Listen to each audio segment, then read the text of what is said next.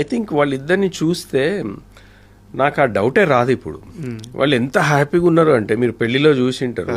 వాళ్ళిద్దరిది costumes కానీ ఆ గెటప్లో కానీ రష్మిక ఎనర్జీ చూసినా ఆమె అంటే సినిమా బ్లాక్ బస్టర్ హిట్ అయితే కూడా అంత సంతోషపడదు.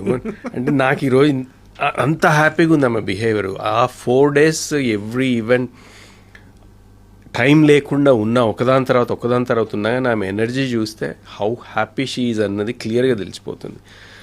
వాళ్ళిద్దరికి ఆ అండర్స్టాండింగ్ ఉంది. అంటే they stayed as a friends together for a long time now, almost 5-6 years connection ఉంది కాబట్టి ఫ్రెండ్లీగా స్టార్ట్ అయినా కానీ they understood each. It's not a decision సడన్గా ఏదో ఒక ఇన్ఫాచ్యుయేషన్ తోటి క్రియేట్ అయింది అయితే కాదు.